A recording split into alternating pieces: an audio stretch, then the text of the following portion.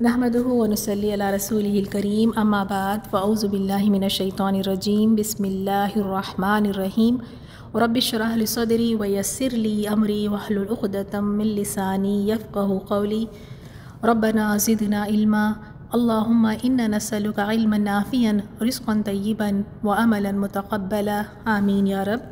السلام علیکم ورحمۃ اللہ وبرکاتہ۔ چلے ہم سب یہاں جمع ہوئے ہیں خاص طور پر سورۃ العصر کو سیکھنے کے لیے۔ بہت ہی امپورٹنٹ سورہ ہے۔ اللہ تعالیٰ سے ساتھ ساتھ ہم یہ دعا کرتے ہیں کہ یا اللہ اس پر عمل کرنا ہم سب کے لیے آسان فرما دے۔ چھوٹا سا سورہ ہے، مکی سورہ ہے، 3 آیات ہے، بس 3 آیات۔ اور امام شافعی رحمہ اللہ فرماتے ہیں کہ لوگ اگر اس سورت پر غور کریں، اس سورے پر، اس کی ہدایت اور رہنمائی کے لیے کافی ہے۔ صرف یہ ایک سورہ جس میں 3 آیات ہے، اگر انسان اس ایک سورے پہ ہی غور و فکر کر لے، اس کو سمجھ جائے، اس پر عمل کر لے، تو اس کی ہدایت اور رہنمائی کے لیے کافی ہے، اس کو ہدایت مل جائے گی۔ اللہ تعالیٰ ہمیں اس پر سیکھنا اور عمل کرنا آسان فرما دے۔ اور امام طبرانی فرماتے ہیں، وہ روایت کرتے ہیں، فرماتے ہیں کہ رسول صلی اللہ علیہ وسلم کے صحابہ اکرام میں سے 2 شخص جب بھی وہ آپس میں ملاقات کرتے تو اس وقت تک جدا نہ ہوتے جب تک ایک دوسرے کو مکمل سورۃ العصر نہ سنا دیتے، اور پھر ایک دوسرے کو سلام کہہ کر رخصت ہو جاتے۔ کتنا خوبصورت ان کا طریقہ تھا کہ جب وہ رخصت ہوتے تو پہلے ایک دوسرے کو سورۃ العصر سناتے تاکہ یاد دہانی ہو جائے، تاکہ ایک ریمائنڈر مل جائے، اور پھر سلام کہہ کے رخصت ہوتے۔ اور ہم دیکھیں، ہم جب کسی سے رخصت ہونا ہو تو ہم کیا دنیا کی باتیں کرتے ہیں پتہ نہیں، لیکن یہ صحابہ اکرام کا طریقہ آپ دیکھیں کہ وہ آپس میں سورۃ العصر کو سنایا کرتے، کیونکہ واقعی اتنا خوبصورت سورہ ہے، اس میں اتنی اچھی نصیحت کی گئی ہے۔ اور خاص طور پہ اس سورے میں آپ دیکھیں اللہ تعالیٰ نے نقصان اور خسارے سے بچنے کے لیے 4 نسخے، 4 اعمال، 4 طریقے بتائے ہیں، بس 4 طریقے۔ اگر یہ کوئی انسان کر لے تو وہ نقصان اور خسارے سے بچ سکتا ہے، تو یہ یاد دہانی ہم سب کے لیے بھی بہت ضروری ہے۔ تو دیکھتے ہیں سورے کو، والعصر، اور قسم ہے عصر کی۔ اب یہ عصر جو ہے اس میں 3 معنی بتائے گئے ہیں، یا تو ہو سکتا ہے اللہ تعالیٰ نے پہلے قسم کھائی ہے عصر کے وقت کی، کیونکہ یہ وقت بھی بہت ہی اہمیت، بہت ہی فضیلت والا وقت ہے، اور اسی طرح عصر کی نماز، یا پھر عصر سے معنی یہاں پر زمانہ ہے۔ تو دیکھ لیتے ہیں ان تینوں چیزوں کو۔ تو اللہ تعالیٰ نے قسم کھائی ہے، اور قسم ہم نے پہلے بھی دیکھا ہے کہ اللہ تعالیٰ اپنی مخلوق میں سے جس کی چاہے قسم کھا سکتا ہے۔ جیسے اللہ تعالیٰ نے سورج کی قسم کھائی، چاند کی قسم کھائی، قلم کی قسم کھائی۔ اللہ تعالیٰ کے لیے جائز ہے کہ وہ جس کی مرضی چاہے وہ قسم کھا سکتا ہے، لیکن انسان کے لیے جائز نہیں کہ وہ اللہ کے سوا کسی اور کی قسم کھائیں، یہ شرک ہے۔ اللہ تعالیٰ اس شرک سے بھی ہم سب کو محفوظ رکھیں، کیونکہ یہ بھی بڑا عام ہے۔ چھوٹی چھوٹی سی بات پہ اماں کی قسم، ابو کی قسم، بچوں کی قسم کھا لیتے ہیں لوگ، حالانکہ یہ شرک ہے۔ تو یہاں اللہ قسم کھاتے ہیں زمانے کی قسم۔ تو دیکھ لیتے ہیں تینوں معنی جیسے ہے نا کہ عصر کا وقت، یہ وقت بھی بڑی ہی اہمیت والا وقت ہے۔ بخاری اور مسلم نے اسے روایت کیا ہے، آپ صلی اللہ علیہ وسلم نے فرمایا ہے کہ تمہارے اندر رات کو اور دن کو فرشتے باری باری آتے اور جاتے ہیں۔ سمجھ لیں کہ فرشتوں کی بھی ڈیوٹیز لگتی ہیں، ان کی بھی شفٹیں چینج ہوتی ہیں، وہ فرشتے جو ہمارے اعمال لکھ رہے ہیں۔ تو فرمایا کہ تمہارے اندر رات کو اور دن کو فرشتے باری باری آتے اور جاتے ہیں، اور صبح یعنی فجر اور عصر کی نماز میں وہ اکٹھے ہو جاتے ہیں۔ پھر وہ فرشتے جو تمہارے اندر رات گزارتے ہیں اوپر چڑھ جاتے ہیں، بس اللہ تعالیٰ ان سے پوچھتا ہے، حالانکہ وہ خوب جانتا، اللہ تعالیٰ کو تو ہر چیز کا علم ہے، لیکن اللہ تعالیٰ پوچھتا ہے ان فرشتوں سے، تم نے میرے بندوں کو کس حال میں چھوڑا؟ تو وہ کہتے ہیں ہم نے انہیں نماز پڑھتے ہوئے چھوڑ کر آئے، ہم انہیں نماز پڑھتے ہوئے چھوڑ کر آئے، اور جب ہم ان کے پاس گئے تب بھی وہ نماز ہی میں مصروف تھے۔ اسے بخاری اور مسلم نے روایت کیا ہے۔ تو دیکھیں یہ جو فجر کا وقت ہے اور یہ عصر کا وقت ہے، بڑی ہی اہمیت کا وقت ہے، کیونکہ اس وقت پر آپ سمجھ لیں فرشتوں کی ڈیوٹیز چینج ہوتی ہیں، یہ ان کی شفٹ چینج ہونے کا ٹائم ہوتا ہے۔ تو جب وہ شفٹ اپنی چھوڑ کر جب جا رہے ہیں، تو جب دیکھ رہے ہیں کہ بندہ نماز پڑھ رہا ہے، اور جب وہ اپنی شفٹ پر آتے ہیں تب بھی دیکھ رہے ہیں کہ وہ نماز پڑھ رہے ہیں، اور اللہ تعالیٰ ان سے پوچھتا بھی ہے، تو وہ کہتے ہیں کہ وہ تو ہم ان کو نماز میں چھوڑ کر آئے تھے، اور جب گئے تب بھی وہ نماز میں مصروف تھے۔ اور اسی طرح نماز عصر کی بھی، عصر کی نماز کی بھی بہت فضیلت ہے۔ آپ صلی اللہ علیہ وسلم نے فرمایا جو شخص 2 ٹھنڈی نمازیں پڑھتا ہے وہ جنت میں جائے گا۔ اسے بخاری اور مسلم نے روایت کیا ہے۔ ویسے تو ہر نماز کی پابندی ایک مسلمان کے لیے ضروری ہے، لیکن یہاں پر خاص ان 2 نمازوں کے لیے یہاں پر ان کی فضیلت بتائی گئی کہ اگر ان نمازوں کے لیے پابندی اور خصوصی اہتمام نہیں کرے تو یہ نمازیں ہو سکتا ہے چھوٹ جائے۔ اسی لیے ان کی یہاں پہ اللہ تعالیٰ نے یعنی فضیلتیں بیان کی کہ مسلمان اس میں سستی نہ کرے، فجر اور عصر کے لیے کہ 2 یہ جو نمازیں پڑھ لیں اس کے لیے جنت ہے۔ اب فجر کی نماز دیکھ لیں، فجر کی نماز اکثر لوگوں کی کیوں چھوٹ جاتی ہے؟ نیند کی وجہ سے وہ فجر کی نماز ادا نہیں کر سکتے۔ اور عصر کی نماز کا بھی وقت دیکھیں کہ یہ ایک ایسا وقت ہوتا ہے نا عصر کی نماز کا، یہ بھی نماز ادا کرنا لوگوں کے لیے مشکل ہوتا ہے، کیونکہ اس وقت پر کاروبار کا وقت ہوتا ہے، مصروفیات کا وقت ہوتا ہے، مشغولیات کا وقت ہوتا ہے۔ آپ ذرا دیکھیں عصر کے بعد آپ روڈوں پر دیکھ لیں، آپ اسکول چھوٹنے کا وقت، کالج چھوٹنے کا وقت، آفیسیں چھوٹنے کا وقت، اسی وقت پر کاروبار اور ان کے بزنسز بہت اچھے چلتے ہیں، تو اتنی مصروفیت اور مشغولیت کا وقت ہوتا ہے۔ اس ہجوم میں، اس مصروفیت میں نماز کے لیے اٹھنا، نماز اٹھ کر ادا کرنا انسان کے لیے مشکل ہو سکتا ہے۔ اللہ تعالیٰ نے ان کی خاص یہاں پر فضیلت بیان فرما دی کہ جو یہ نماز پڑھیں گے وہ جنت میں جائیں گے۔ اور دیکھیں ہمارے ساتھ ایسے ہی ہوتا ہے نا، نماز عصر اذان بھی ہو جاتی ہے، کچھ لوگ تو اتنی تاخیر کر کے پڑھتے ہیں کہ بالکل مغرب کا وقت قریب ہے تب ان کو یاد آتا ہے ہم نے نماز پڑھنا ہے۔ نماز میں، عصر کی نماز میں سستی کرتے ہیں، نماز میں اور دوسرے کاموں میں مصروف ہوتے ہیں۔ اور اس کے بارے میں دیکھیں یہ حدیث تو اتنی ڈرا دینے والی ہے۔ اس حدیث کا مفہوم آپ صلی اللہ علیہ وسلم نے فرمایا جس کی عصر کی نماز چھوٹ گئی، جیسے اس کا گھر بار اہل و عیال لٹ گیا، جیسے اس کا سب کچھ برباد ہو گیا۔ گوارا کر سکتے ہیں ایک انسان کا نہ گھر بچا، نہ اہل بچا، نہ کوئی مال بچا، سب کچھ ختم اور برباد ہو گیا۔ عصر کی نماز چھوڑنا اتنا بڑا خسارہ ہے، اور کتنی ہماری عصر کی نمازیں چھوٹ جاتی ہیں۔ اسی طرح بخاری میں آپ نے فرمایا جس نے عصر کی نماز چھوڑ دی بس تحقیق اس کے عمل برباد ہو گئے۔ تو یہاں ہم نے دیکھا کہ عصر کے وقت کی بھی بڑی اہمیت ہے اور فضیلت ہے، عصر کی نماز کی بھی بڑی اہمیت اور فضیلت ہے۔ اور یہاں عصر سے معنی زمانہ ہے، مفسرین کہتے ہیں یہ معنی زیادہ مناسب ہے۔ والعصر زمانے کی قسم، زمانے سے کیا مراد، کیا معنی زمانے کی قسم؟ زمانے کی قسم یعنی دن اور رات کا جو بدل کر آنا جانا ہے، یہ جو شب اور روز ہے، صبح اور شام ہے، یہ گردش ان کی صبح اور شام کی جو گردش ہے ان کا عدل بدل کر آنا ہے۔ رات آتی ہے تو اندھیرا چھا جاتا ہے، اور دن آتا ہے تو ہر چیز روشن ہو جاتی ہے۔ اس کے علاوہ کبھی رات لمبی تو دن چھوٹا، اور کبھی دن لمبا تو رات چھوٹی ہو جاتی ہے۔ اور یہ چیزیں کیا دکھاتی ہیں؟ اللہ تعالیٰ کی قدرت۔ یہ دن رات کا آنا جانا، ان کی گردشیں، یہ سب اللہ تعالیٰ کی قدرت پر دلالت کرتا ہے۔ اسی لیے اللہ تعالیٰ نے زمانے کی قسم کھائی ہے۔ عصر سے مراد زمانہ ہے، کون سا زمانہ؟ جس میں بنو آدم سے اچھی یا بری حرکات سرزد ہوتی ہے۔ اسی زمانے میں، اسی وقت میں انسان بری حرکات بھی کرتا ہے اور اچھے بھی کرتا ہے۔ تو اس زمانے سے کیا مراد ہے کہ دن رات کا آنا جانا۔ اب آپ دیکھ لیں اسی زمانے میں انسان کبھی ایک دم بہت آسائش اور آرام والی زندگی گزارتا ہے تو کبھی مشکلیں اٹھانی اس کو پڑتی ہیں، کبھی صحت ہے تو کبھی بیماریوں کا شکار ہو جاتا ہے، کبھی رات ہے تو کبھی دن ہے، کبھی اسی طرح حالات بہت خوشگوار ہے تو بہت حالات ایک دم سے خراب ہو جاتے ہیں۔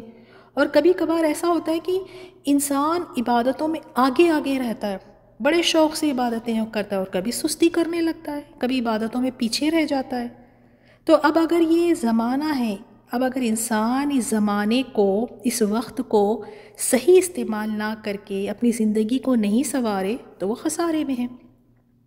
اور اسی طرح آپ صلی اللہ علیہ وسلم نے زمانے کے بارے میں فرمایا، حدیث میں، حدیث قدسی ہے، آپ صلی اللہ علیہ وسلم نے فرمایا، اللہ تعالیٰ فرماتا ہے کہ ابن آدم مجھے تکلیف دیتا ہے، وہ زمانے کو برا کہتا ہے، حالانکہ جبکہ میں ہی زمانہ ہوں اور میرے ہاتھ میں ہر کام ہے، رات اور دن کو الٹ پلٹ کرتا ہوں۔ یہ صحیح البخاری کی حدیث 4826 ہے۔ اور دوسری حدیث میں بھی آپ صلی اللہ علیہ وسلم نے فرمایا کہ اللہ تعالیٰ فرماتا ہے انسان زمانے کو گالی دیتا ہے، حالانکہ میں ہی زمانہ ہوں، میرے ہی ہاتھ میں رات اور دن ہے۔ اسے بخاری نے روایت کیا ہے، حدیث نمبر 6181۔ تو آپ دیکھیں انسان جب زمانے کو برا کہتا ہے، دن رات کو برا کہتا ہے، کسی گھڑی کو، کسی پل کو، جیسے سفر کو منحوس کہہ دیتے ہیں، یا کوئی تاریخ کو یا کسی چیز کو، تو یہ انسان اس طرح زمانے کو گالی دے کر، زمانے کو برا بھلا کہہ کر حقیقت میں وہ اللہ تعالیٰ کو تکلیف پہنچاتا ہے۔ کیوں؟ کیونکہ زمانے کو بنانے والا اللہ ہے۔ اب اس کی ایک آپ مثال دیکھیں، اگر کوئی کمپنی ایک موبائل بناتی ہے اور اس موبائل کو اگر برا کہے تو حقیقت میں اس موبائل کو نہیں، اس کمپنی کو برا کہہ رہے ہیں۔ لہٰذا ہم سب کو چاہیے کہ جب ہم بات کریں تو اپنی گفتگو میں ہم احتیاط سے، یعنی محتاط رہ کر بات کریں، خیال رکھیں، کیونکہ اکثر ہم نہ کہہ دیتے ہیں کہ زمانہ بڑا خراب ہے، پتہ نہیں بہت کچھ برا بھلا کہنے لگتے ہیں، اور اس سے اللہ کو تکلیف ہوتی ہے۔ اللہ تعالیٰ نے خود فرمایا جب کہ میں ہی زمانہ ہوں، یعنی میں ہی زمانہ بنانے والا ہوں۔ تو دیکھیں اس زمانے کی اللہ تعالیٰ نے قسم کھائی ہے، اس وقت کی قسم کھائی ہے، اور یہ وقت بڑی تیزی سے گزر رہا ہے، ہم سب جانتے ہیں اتنی تیزی سے گزر رہا ہے کہ ہر ایک گزرتا لمحہ ہمیں موت کے قریب کر رہا ہے۔ اب اگر اس زمانے کو، اس وقت کو اگر ہم صحیح استعمال نہیں کریں گے تو بتائیں نقصان کس کا ہوگا؟ ہمارا ہی ہوگا نا۔ اس وقت کو بچانا بھی ہے، اس وقت کو ضائع ہونے سے بھی بچانا ہے، اس کو سنبھال کر بھی رکھنا ہے، اور اس کے ساتھ ساتھ پھر اس میں نفع بخش چیزوں میں اس وقت کو استعمال بھی کرنا ہے، جیسے نیک اعمال کر کے، کیونکہ زمانہ بڑی تیزی سے گزر رہا ہے۔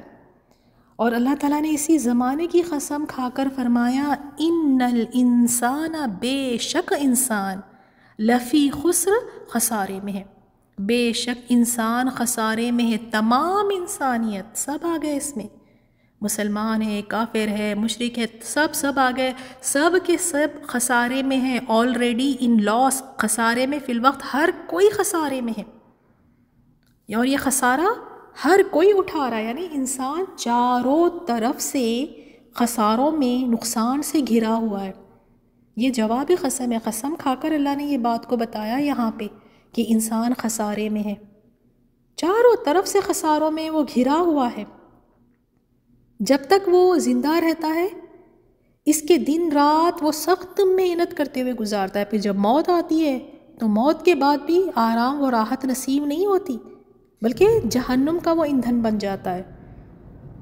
اگر ہمیں کوئی آ کر یہ بتا دے نا کہ بھائی آپ کا نقصان ہے، آپ نقصان میں ہیں، آپ خسارے میں ہیں، ہم بوکھلا جاتے ہیں نا، پریشان ہو جاتے ہیں، الرٹ ہو جاتے ہیں، پوری ممکن کوشش کرتے ہیں کہ یہ جو خسارہ مجھے پہنچ رہا ہے یا مجھے بتایا گیا کہ فلاں چیز میں خسارہ ہے، تو ہم تو ایڑی چوٹی کا زور لگا دیں گے اس خسارے سے بچنے کے لیے۔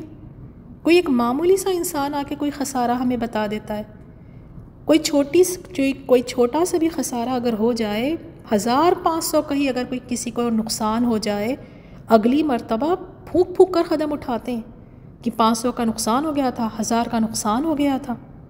ایک 500 اور 1000 کے لیے اتنی ہم کوشش کرتے ہیں کہ وہ نقصان ہمیں نہ ہو۔ سبزیاں خریدتے ہوئے، بیچتے ہوئے کتنا خیال کرتے ہیں، اگر کبھی نقصان ہو جائے بیچنے میں، لین دین میں، تو کتنا کوستے ہیں، اور اس پر اتنی اذیت پہنچتی ہے، اتنے پریشان حال ہو جاتے ہیں۔ گھر کے چھوٹے چھوٹے نقصان ہم سے نہیں برداشت ہوتے، دودھ ابل گیا، ایک ہنڈی جل گئی اگر کوئی پکا رہے تھے، معمولی سے نقصان پر ہم کس قدر پریشان ہو جاتے ہیں، اور اگلی مرتبہ پھونک پھونک کر قدم رکھتے ہیں۔ یہ دنیا کے نقصانوں کے لیے اتنی ہماری کوششیں اور اتنی محنتیں، اتنا پھونک پھونک کر ہم قدم اٹھاتے ہیں کہ پھر دوبارہ یہ نقصان نہ ہو۔ اور جو انسان بتا رہا ہے کہ تم نقصان میں ہے تو ہم الرٹ ہو جاتے ہیں، ہم فکر مند ہو جاتے ہیں، یا اللہ تعالیٰ ہمیں بتا رہے ہیں کہ تمام انسانیت خسارے میں ہے، پھر بھی بے فکر بیٹھے ہیں، پھر بھی ہمارے میں وہ جستجو نہیں ہے، وہ کوشش نہیں ہے کہ وہ خسارے میں اللہ نے کہہ دیا کہ تم نقصان میں ہو، اس نقصان سے بچنے کی فکر کہاں ہے؟ کس طرح سے بچوں میں اس نقصان سے، کیا کروں؟ اللہ نے فرما دیا کہ اللہ نے بتا دیا میں نقصان میں ہوں، ہائے میں کیا کروں، کیسے بچوں اس نقصان سے؟ وہی اللہ تعالیٰ نے اگلی آیت میں بتا دیا کتنا اس کا رحم و کرم ہے، اللہ تعالیٰ ہم سے کتنی محبت کرتا ہے کہ اللہ نے بتا دیا کہ تمام انسانیت نقصان میں ہے، خسارے میں ہے، سوائے 4 لوگوں کے 4 عمل یہ کر لو، جو یہ 4 عمل کر لے، یہ 4 اعمال کر لیں گا، وہ کبھی نقصان میں نہیں ہوگا، کبھی خسارہ نہیں اٹھائے گا۔ ذرا یہ بات پر بھی توجہ دیں، دنیا میں اگر کوئی نقصان یا خسارہ ہو جائے تو انسان اس نقصان کو پورا کر لیتا ہے، اس نقصان کو بھر لیتا ہے، دوبارہ پھر سے کوشش کر کے، محنت کر کے، وقت لگا کے، جو کچھ بھی ہے کرا کے اپنے نقصان کی بھرپائی وہ کر ہی لیتا ہے۔ ذرا تصور کریں آخرت میں نقصان اٹھانا پڑے، کیا وہاں موقع ملے گا؟ نہ وہاں موقع ملے گا، نہ وہاں پہ ہمیں مہلت دی جائے گی۔ اور اللہ کا کتنا بڑا رحم و کرم ہے، وہ کتنی ہم سے محبت کرتا ہے، اس نے پہلے ہی ہمیں آگاہ کر دیا کہ دیکھ لو ان الانسان لفی خسر، بالیقین بے شک انسان سراسر نقصان میں۔ اللہ نے پہلے ہی بتا دیا تم سب نقصان میں ہو، تم سب کے سب خسارے اور نقصان میں ہو۔ اگر نقصان سے بچنا ہے تو اللہ نے بتا دیے وہ 4 اعمال کہ یہ کر لو، نقصان سے بچ جاؤ گے۔ اگر تم نقصان سے بچنا ہو تو یہ کر لو، اگر تم یہ نہیں کرتے، چاہے تمہارے پاس کتنی بڑی بڑی ڈگریاں کیوں نہ ہو، تم کتنے بڑے پوسٹ پر کیوں نہ ہو، تم کتنے ہی مالدار کیوں نہ ہو، لیکن اگر یہ 4 اعمال تم میں نہیں ہے تو تم نقصان میں ہو۔ اور سب سے پہلی چیز اللہ تعالیٰ نے یہاں کیا فرمائی؟ اِلَّا الَّذِينَ، سوائے ان لوگوں کے، آمنو جو ایمان لائے۔ سب سے پہلے کون سے لوگ ہیں؟ وہ جو ایمان لائے۔ اب آپ کہیں گے الحمدللہ بچ گئے، ہم تو سب ایمان لانے والے ہیں، الحمدللہ ہم سب ایمان لاتے ہیں۔ تو سوال یہ ہے کہ واقعی کیا کامل اور پکا ایمان ہے؟ ایسا ایمان کی پھر کوئی شک نہ ہو، اس میں کوئی کنفیوژن اور ڈاؤٹس نہ ہو۔ اللہ پر ایمان ہے نا، جیسے 6 چیزوں پر ہم نے ایمان لانا ہے۔ اللہ پر ایمان، اس کے رسولوں پر، اس کی کتابوں پر، فرشتوں پر ایمان، آخرت کے دن پر ایمان، اچھی اور بری تقدیر پر ایمان۔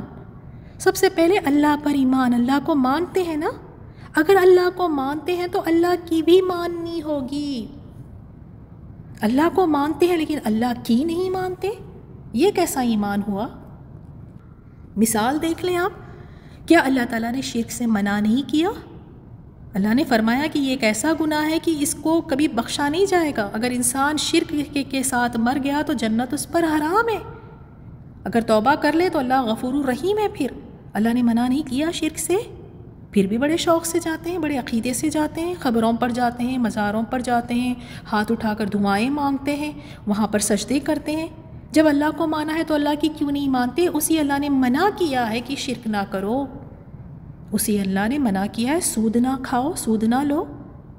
اگر اللہ کی مانتے ہیں تو مانو پھر یہ اللہ کی بات۔ اللہ نے سود سے منع کیا ہے لیکن شادیاں سود پر، کاروبار سود کے پیسوں سے چل رہے ہیں، گھر سود پر بنائے جا رہے ہیں، یہ ایمان ہے اللہ پر؟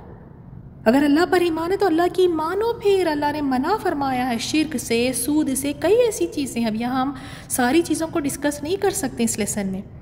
اسی طرح اللہ نے حکم دیا ہے رشتہ داریاں نبھاؤ، نبھا رہے ہیں رشتہ داریاں۔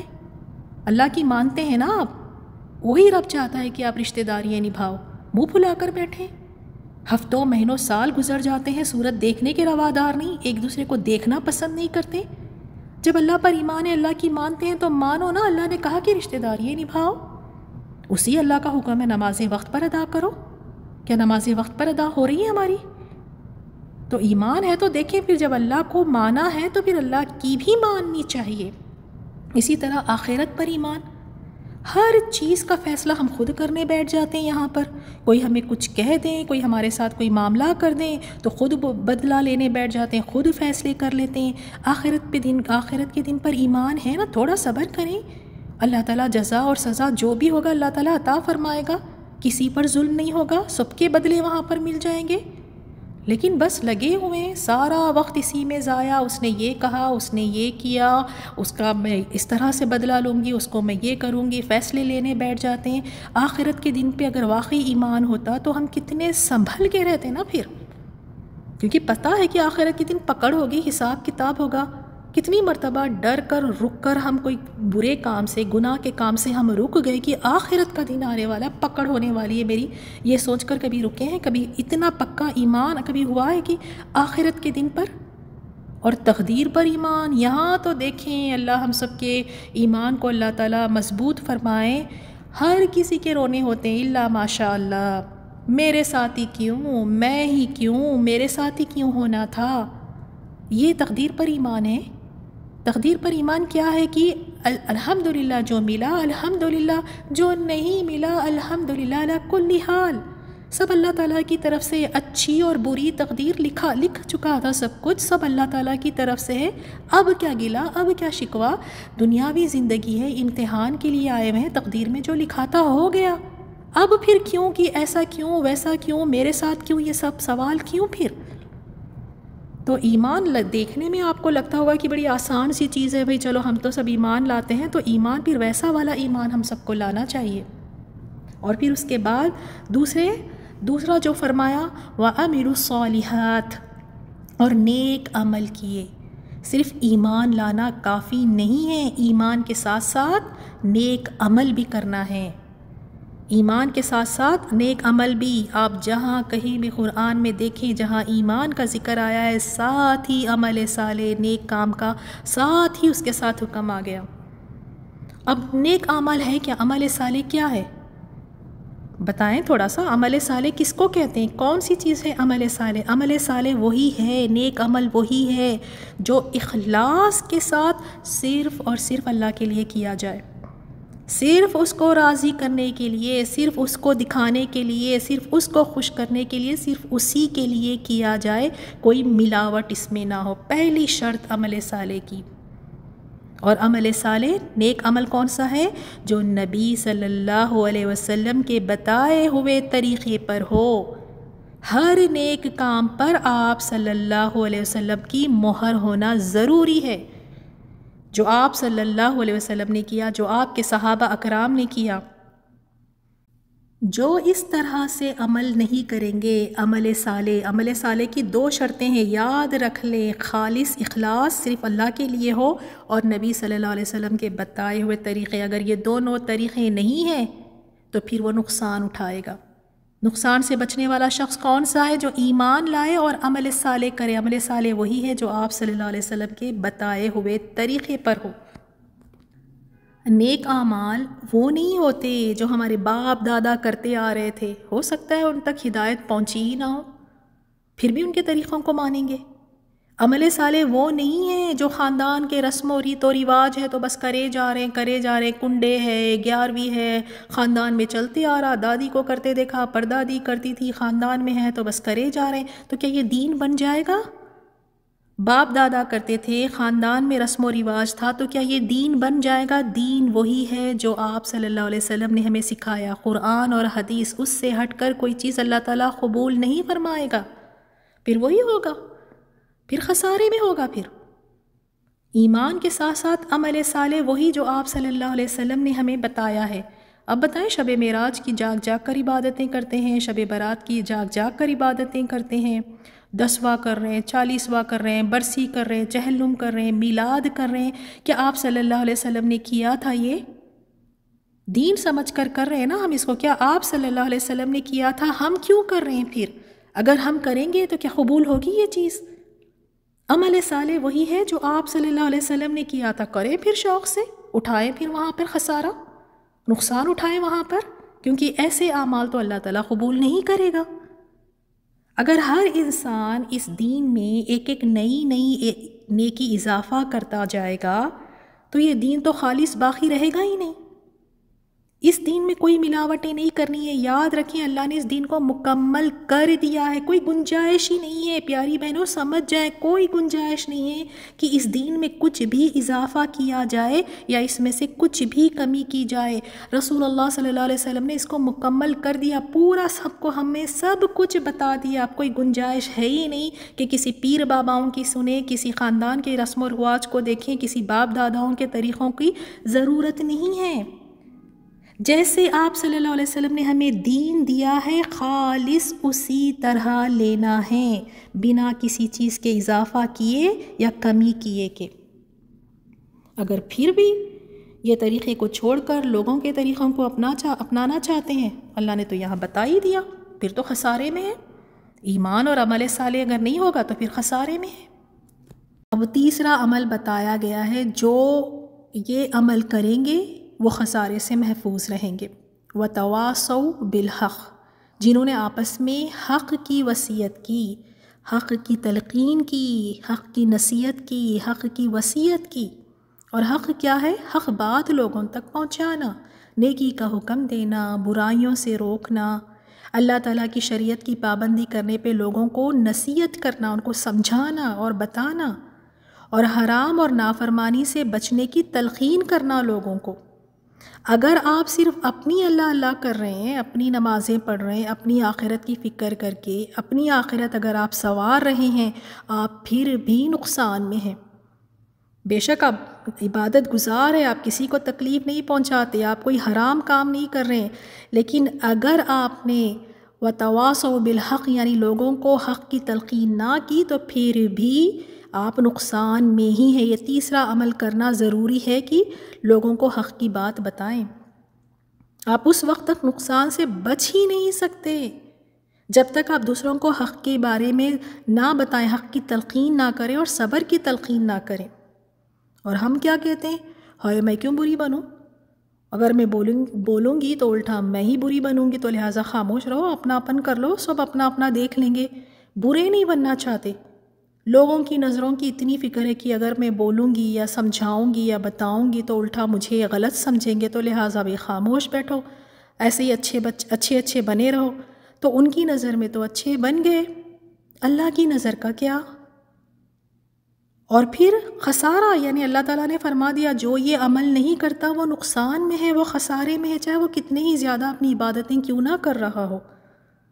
تو یہ وصیت ہم جو لوگوں کو کرنا ہے، حق کی بات بتانا ہے، نیکیوں کا لوگوں کو حکم دینا ہے، برائیوں سے روکنا ہے، یہ کس طرح سے کریں؟ یہ ایسے نہیں ہوگا کہ بس اٹھ کھڑے ہوئے اور لوگوں کو بتانا شروع ہو گئے، ڈنڈا لے کے کھڑے ہو گئے، نہیں، بڑی حکمت سے لوگوں کو بتانا پڑتا ہے۔ جب آپ حق کی بات بتاتے ہیں، کسی کو اگر آپ نافرمانی یا حرام کا باتوں سے روکنا چاہتے ہیں تو سب سے پہلی چیز کیا کرنا ہے؟ حکمت سے بتانا ہے۔ اور یہ کام جب تک نہیں ہوگا جب تک دل میں اس انسان کے لیے محبت اور ہمدردی کا جذبہ نہ ہو۔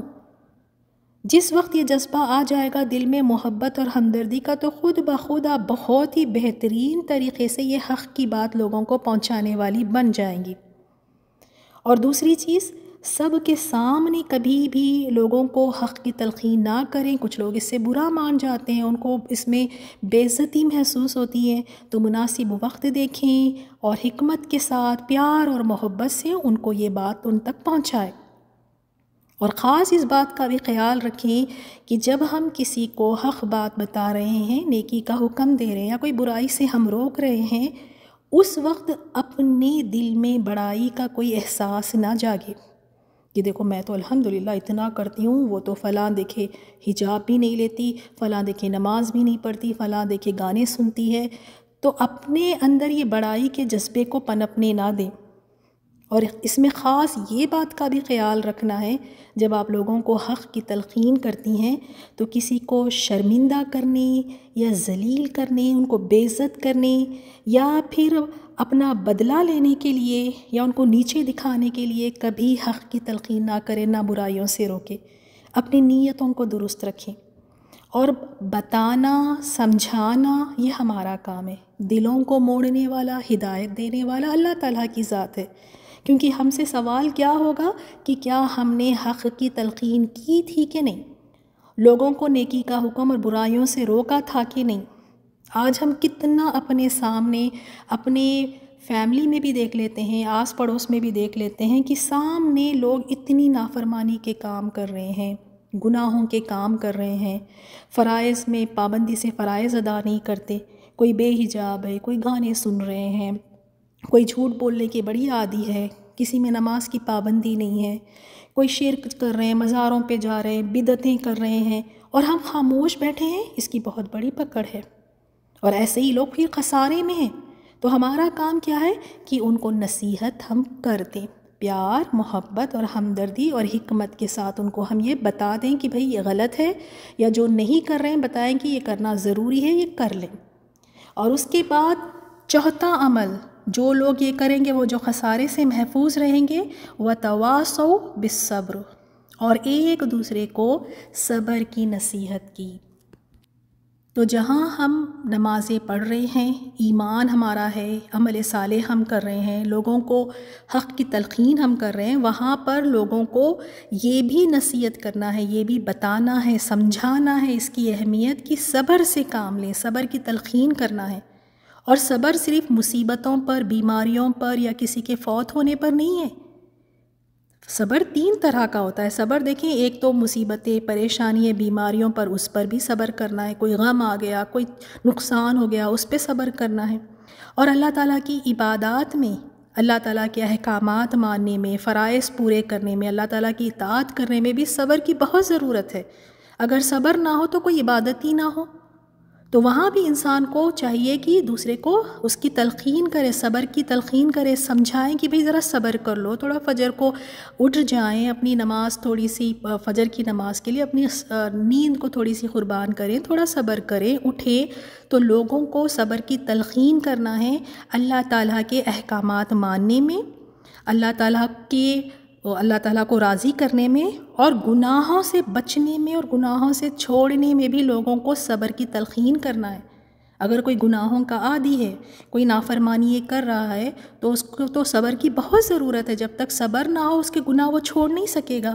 تو اب آپ کا فرض کیا ہے کہ آپ اس کو بتائیں گے کہ صبر کر لو، چھوڑ دو یہ چیزیں، چھوڑ سکتے ہو تو اس کو صبر کی تلقین کریں۔ اور نیکی کا حکم اور برائی سے روکنے میں بھی صبر کی تلقین کرنی ہے۔ آپ دیکھیں، صبر اگرچہ تواصو بالحق میں شامل ہے، جب آپ حق کی بات یعنی حق کی بات کی تلقین کرتے ہیں تو اس میں صبر شامل ہے، لیکن الگ سے پھر دوبارہ یہاں پر صبر کا ذکر کیا گیا ہے۔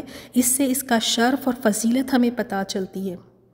تو اب سے ہم نے کیا کرنا ہے کہ آپ دیکھیں کوئی ایسے لوگ ہیں آپ کے آس پاس میں، فیملی میں، جو بڑے بے صبرے ہیں، نمازیں نہیں ان کی ہوتی ہیں، عبادات نہیں ہوتی ہیں، گناہوں سے رکنا ان کے لیے بہت مشکل ہے، وہ بیماریوں کو، پریشانیوں اور رنج و غم کو وہ ہینڈل نہیں کر سکتے، بہت بے صبرے ہو جاتے ہیں۔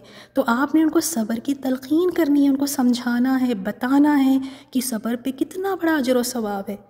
صبر کرنے والوں کے ساتھ اللہ کا ساتھ ہے، اللہ تعالیٰ بغیر حساب کے صبر کرنے والوں کو اجر عطا فرماتا ہے۔ تو صبر کی تلقین بھی کرنا ہے، لوگوں کو حوصلہ دینا ہے۔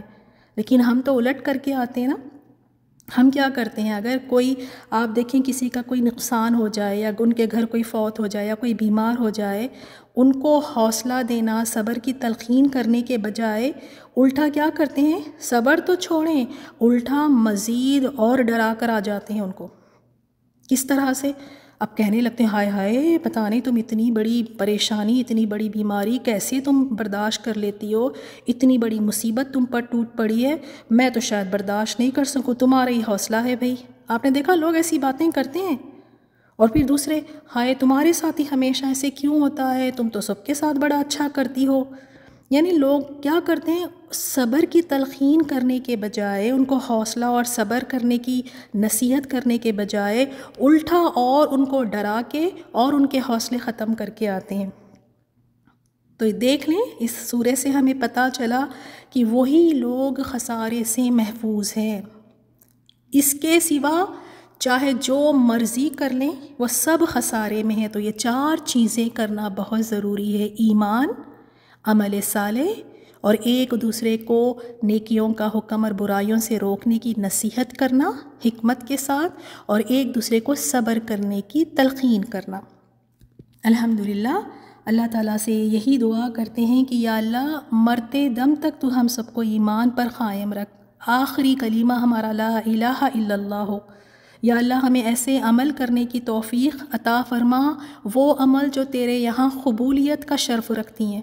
یا اللہ، ہم سے وہ عمل کروانا جو آپ صلی اللہ علیہ وسلم نے کیے تھے، اور ہمیں تواصو بالحق میں یا اللہ ہمیں حکمتیں عطا فرمانا، ہماری باتوں میں تاثیر عطا فرما، ہمیں ہمارے دلوں میں لوگوں کے لیے ہمدردی کا جذبہ تو پیدا کر دے۔ یا اللہ، تو ہم کو بھی صبر کرنے والا بنا اور ہمیں لوگوں کو صبر کرنے کی تلقین کرنے والا بنا۔ اللہم آمین۔ السلام علیکم ورحمۃ اللہ وبرکاتہ۔ بسم اللہ الرحمن الرحیم۔ والعصر ان الانسان لفی خسر إلا الذين آمنوا وعملوا الصالحات وتواصوا بالحق وتواصوا بالصبر